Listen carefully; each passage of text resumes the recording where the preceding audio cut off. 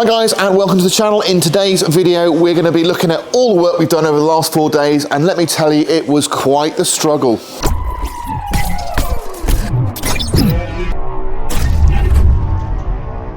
Now, if you haven't seen any of the videos up to this point, then I recommend you definitely go back on the playlist and see where we started with this vehicle. Now, this originally was a gun bus for game shooting in Sandringham on the Royal Estate. We've bought it, we've stripped it down, and we've converted it, or started to convert it, into an overland camper. In this video, we're going to be looking at putting the wiring loom in and getting the vehicle started potentially. We're looking at getting our doors lined up, the door tops on, the roll cage on, and actually all the floors and the tunnel back into the 130. So we're getting super close now to it being running and driving again. I'm looking forward to getting stuck into that cabin. Well, I don't think you can get better than that, if I'm honest. So that's gone straight on. And we've got even gaps, top and bottom, perhaps a little bit open here, if anything, but straight gap there, perfect lining. So as far as I'm concerned, bulkhead's good. You'll notice it actually goes in quite a bit there, and that is not the bulkhead or anything, that is actually the way the door's constructed, so it's been folded in a little bit tight at the top. We've also got the bonnet on, so what I've done is I've just buzzed this all back, use some stainless steel mounting hardware to get those on. The bonnet is sitting slightly over to this side, but I'm okay with that. We're going to use the compression latches that the military use to hold the bonnet down. We've still got the catch which lines up, so we've got the security hanger on there, that's all good, and I don't think we've got any issues. This is a job you can't do on your own. You definitely need someone else just supporting that bar in place while you're doing these bolts in, because the chance of you cross-threading the captive plate in there is huge. Now, the roll cage was a really tricky thing to get fitted as a final fit, and the main reason for that is it's quite a big lump, it's quite heavy, and you're on a captive plate behind this wing.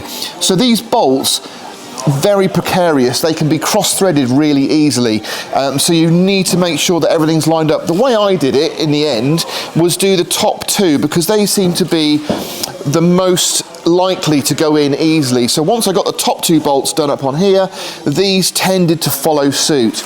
And then on the top here, I really struggled to use those captive plates at the back. I don't know if it's just our particular application, but there's not a lot of room at the back of here, so I couldn't get them lined up. I could get one bolt through no problem, the other one just wouldn't go at the right angle. So I've gone for spreader plate penny washers, which are basically going to do the same job as that captive plate, but I struggled for about an hour and it just wasn't happening. So I've ditched the captive plate, gone for some small spreader plates in the shape of some big thick penny washers, which will take the load. Everything else lined up nicely. The good thing about this is you can even get the bonnet up and off with this bar in place. I'll show you a few details on this, but the quality of this bar is really, really good. I mean, it's absolutely solid, and it's just designed to fit in place. Obviously, they've made thousands of these things and they know exactly what they're doing.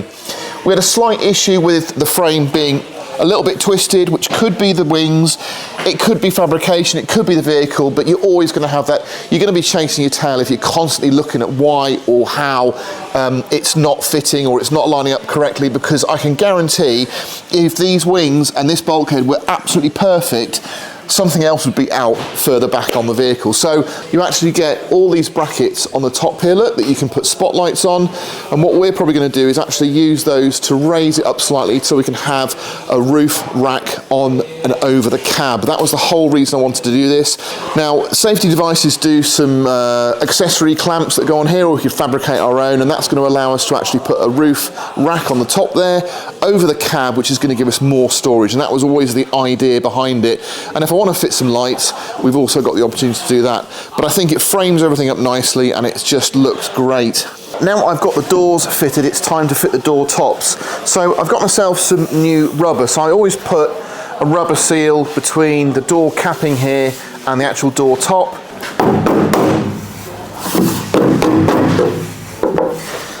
So on this door top, I've just had to trim, you can just see in there I hope, some of the meat off the door capping, and that's just to clear our hinge. So these will be riveted down in the final fix, but for now they just sit in place like that. Now the rubber strip I've used doesn't come pre-cut, so you have to actually cut it yourself. So it comes oversized, so I've actually laid it on top of the capping and I've just trimmed the shape of it to match, and then I've poked some holes where they need to be and just use a step drill just to give myself a hole for the actual bars to fit through on the door top. So it's got a little lip, you can see, I hope, just there. See a lip, that faces upwards. And this is going to be the moment of truth really. This is going to show me whether or not everything's in line, because the door top is going to have to sit exactly correctly. Now, in the past, I have used galvanised door tops, but I've had a little look at these ones from Britpart and they look really nicely made. So I'm going to give these a go instead, and they simply drop in. I'm quite impressed. That has gone in. Now that's not even pulled down yet. It's a little bit tight at the top there. Now what you can do is obviously you can adjust the compression of the bolts when you're bolting it down onto the door bottom unevenly to give yourself a better position, a better fit. So what I like to do is, we had a few people get in touch with us when they fitted these, and they tend to find that they wobble too much. Now a little trick that I always use is I use a really big penny washer, and I use that at the bottom of the bolt because that gives it an additional surface to give it like a level platform, and it gives it some sort of stability. Got my washer, spring washer, and the nut. I'll put the nut spec on the screen now as well, because you need to make sure you've got the right ones, because these are a fine pitch and it's very easy just to grab a nut that you think will fit because they don't come with them, and it'll be too coarse and you'll ruin the threads. And as these bars are actually welded into the frame, you're going to ruin the door top. You don't want to over tighten these because you'll end up cracking the weld at the top, because they're quite fragile. But just, I can't give you a torque setting, but when you feel it starting to tighten, just stop, because we want to make some adjustments anyway when we actually close it. Right, so that is absolutely rock solid on there, look. That is not wobbling at all. Now don't be afraid just to use a little bit of force to bend those bolts, the drop bolts, a little tiny bit, just to make sure you've got a nice flat face. So when it shuts, you don't want it sort of being like that. You want it to be like that as much as possible. Amazingly, our door top has gone on a treat. The other one went on fine as well, so I'm really happy with the doors. And another thing, I think I found the colour I want for the 130, and it's this green. I don't know what it's called. I'm going to have to match it with my colour chart. But I really like the tone and the shade of it. So I like it being green, but it's a really light green, and I think that'll look really nice on the whole vehicle. So I think that is the colour we're going to go for. Let me know in the comments what you think. I didn't want to do anything too dark, because if we do go to a hot country, so the Alps or the Sahara, if you have a really dark vehicle, the heat inside is going to be unbearable. So you've got to keep it as light as possible. So I was always going to go for like a white or a beige or a grey, but I think this sort of green-grey colour is going to be spot on. So yeah, now we've got to hit the wiring and try and get that installed. And I'm just trying to tidy it up really, because a lot of the insulation tape had just lost its stick and was peeling off. And I wanted to peel it off really to make sure, especially where there's some suspicious wiring, just to make sure everything's cool. So these are probably not cool, so we're going to do those properly, insulate them and get that all wrapped up again. And there's a load of little things like that need doing, and also we've got quite a few block connectors that definitely need cleaning up because they're just super dirty. And you don't really get the chance to do this sort of thing this detailed unless you take the whole loom out. So it's great that I've got access to every single wire, and little Scotch blocks, look, we don't want those on our wiring loom. So things like that are all going to come off, and yeah, we'll get tidied up. Right, there you go. I think that was worth doing because a couple of those just fell apart. So they're all nicely insulated. We'll get those wrapped up and we know they're all good connections now. Right, I've just spent a couple of hours getting all the wiring back together in the engine bay. Now, the only issue I've got is I did mark everything up, and the trouble is the masking tapes got really dirty and some of them I can't read. So I've got 80% of the wires connected. There's a few I haven't connected because they don't match up the wire colour to wire colour. Now I think it's just the loom that goes to the back for the lights, so I can use continuity for that to obviously get to the fuel sender and all the brake lights and everything off those. So I think we're okay. The majority of the ignition element of the wiring is done. Now the last thing I have to do is I'm going to fit a brand new ignition barrel. So this is a genuine Lucas one, so this is OEM, and it's got the steering lock pin in there. And the best thing about this is it comes with decent keys, not the little tiny ones, so you've got decent keys, and also you'll need a new clamp as well as these little breakaway bolts. So it should be pretty easy. There's only 4 terminals on here. And I did take a picture of the last one, so I should be able to get that all connected up properly. Now, there is an upgrade to this if you've got a later vehicle, but it means you have to change all your door locks to the 2006 and onwards. So you get the Puma style key, which is a lot more substantial, but you get the whole kit. So that gives you door locks, barrels, and the ignition. For us, because we've got just old school door locks that come with their own keys, we're just going to use this one, but it's a massive improvement. So you can see here, this is the original ignition barrel, and it's got pretty hot at some point, so that is the main feed there, so that's gone. I mean, that's just not up to the job. Right, I'm not going to break these bolts away, so these little bolts here, they are breakaway security bolts, so the top there will snap off when you torque them up to spec.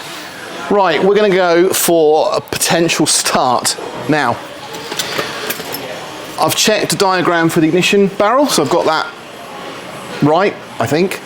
Just going to have to put the cable onto the battery now. And I've got Stephen here, who is going to check for melts and smoke. A lot of responsibility again. Yeah. So I'm not tightening them up in case we have to whip them off, okay? Indeed. You ready? Yeah.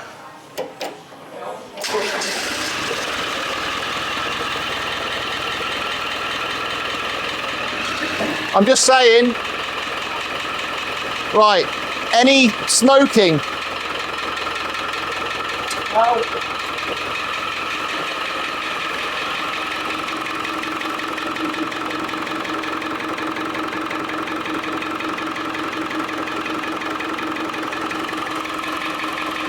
Genuinely, that hasn't been started since I bought it here. And that was on the button.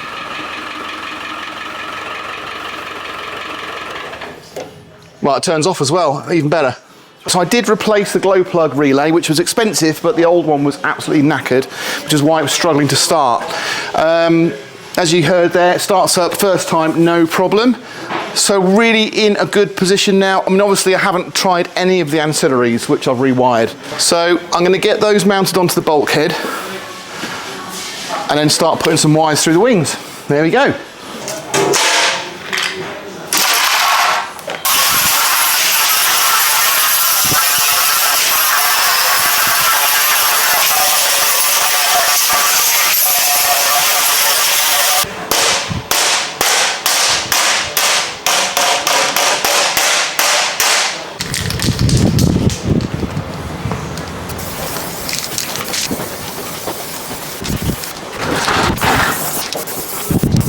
Put all new raw plugs in there, and we used these here from Britpart again. These went in nicely.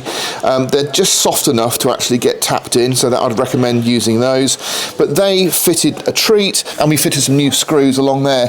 Now on the back here you'd have spring clips normally that go into the seat box, and then you'd use the same screws, but I prefer to use bolts. So all of these are actually bolted through and through here, so it's a lot more secure.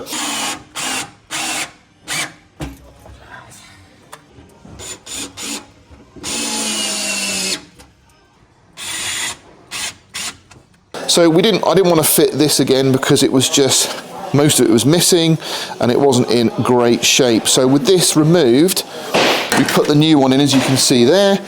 It doesn't quite match up to the front, which it didn't originally either, and I think that is because it's had the conversion from the V8 into the 300 TDI. So we're going to use some Dynamat to get a nice seal on there, but everything else went in a treat. And you'll notice, there we go, we've got our dash. So this isn't a permanent fix, we've just done a temporary fix on the dash just to give us an idea of where everything falls, make sure it all sits right and we've got enough room for all our wiring and everything. We're going to start going into that later on. Now if you're wondering, it's not going to stay silver because that is a nightmare to be driving with. We've got an acoustic mat set that will actually cover the whole of the lower section right up to here, and then this is going to be painted in black. We might even flock it, I'm not sure yet, or might do it body colour. That could be interesting, maybe do it body colour. So that is to come as well. It's very clean. I do like getting rid of all those horrible wires and all the plates and everything. And I wonder if we've got enough room to fit an aftermarket or even a Puma heater box in there. That's what we're going to be looking at in one of the next videos.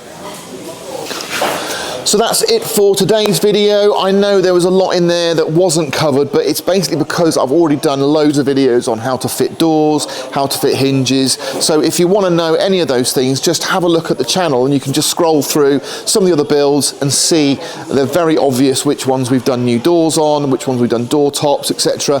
But that gives you an idea of what's possible. It's the second time I've fitted split doors to a vehicle, and I just think they work really well.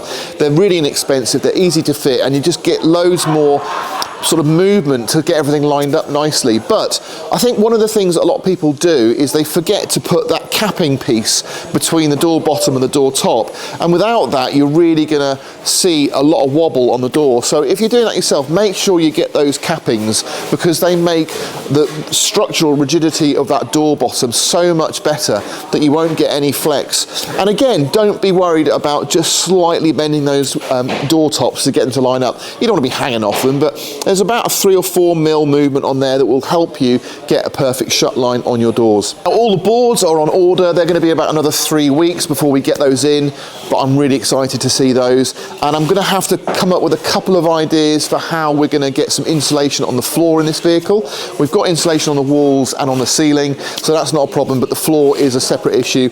And I've also ordered an access ladder, which I'll show you. It's a pull-out access ladder for the side, and that'll be in the next video showing you how we're going to fabricate that into the chassis and get it all mounted. So thank you so much for watching. I really hope you've enjoyed it. Thank you if you've subscribed. If you haven't, please do so. It's free and it just means that you won't miss any more videos. But from me, for now, thanks for watching and I'll catch you on the next one.